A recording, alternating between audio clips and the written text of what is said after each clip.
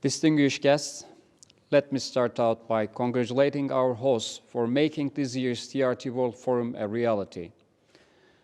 I am sure that it took more effort to organize this year's event than 3 previous meetings combined. So thank you for your hard work and extraordinary commitment. It is a pleasure to address this distinguished audience today.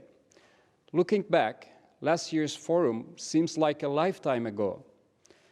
Browsing last year's photo gallery, I found myself thinking that we took so many things for granted. Conventions, movie theaters, birthday parties. The pandemic changed our lives in so many ways. Surgical masks and disinfectant bottles are now part of everyday life. We flinch at the sight of actors entering a crowded room without their face masks on television. International air travel, once perfectly ordinary, has become nearly elusive. Even grocery shopping is something that requires planning. Against the backdrop of those massive changes in our daily lives, the 2020 TRT World Forum focuses on a key question. What awaits the international order after COVID-19? Do we go back to business as usual? Do we let fear get the best of us? Or do we build more resilient political, economic, and social systems?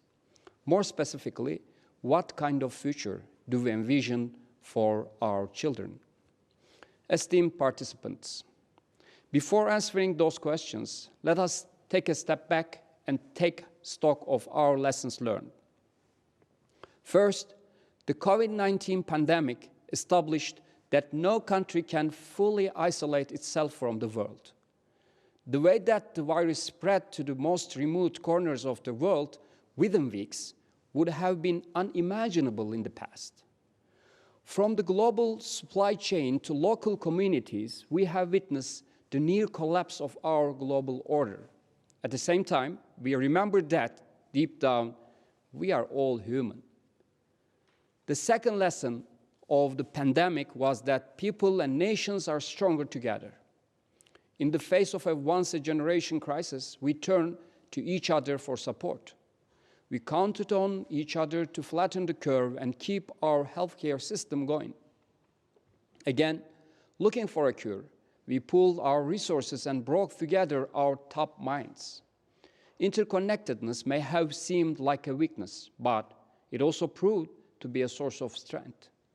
During this difficult time, Turkey's actions reflected those lessons learned. From the United States and Europe to Africa and Asia, we answered the call of our friends and allies. The Turkish people shared their surgical masks and ventilators and personal protective equipment with fellow humans around the world. Under the leadership of our President, Recep Tayyip Erdogan, we delivered a message of hope to the world. There is hope after despair.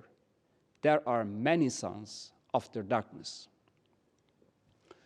On the home front, too, did the Turkish people rise to the challenge of COVID-19.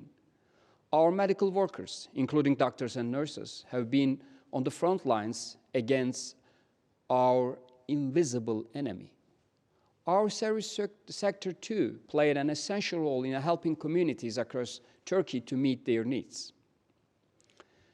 Dear guests, the third and final lesson we must draw from history is that humanity tends to point fingers rather than come together in the face of crises. From the Inquisition to World War II, people told themselves that others were responsible for their problems.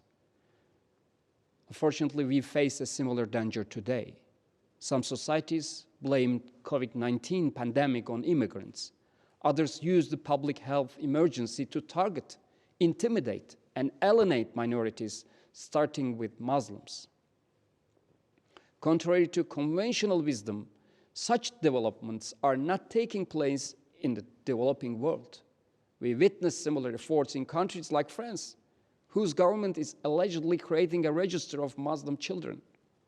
Elsewhere in Europe, we see far-right extremists wielding enough power to dictate policy. At the same time, Europe's Turkish community, a minority, faces aggressive discrimination, even though Özlem Türeci and her husband, Uğur Şahin, discovered a promising vaccine. For everyone's sake, we urge our European friends in particular to get in front of anti-immigrant, anti-Muslim sentiment before history repeats itself. Instead of rejecting comparisons to the demonization of European Jewry in 1920s, let us work together to reject racism and extremism. The key to preventing future tragedies is to shed light on the facts. In this regard, I would like to acknowledge the extraordinary work of TRT's international channels. TRT World, along with TRT Arabic, Russian, and German, report the news with a focus on people and values. They have developed an authentic language in news reporting to give voice to the voiceless.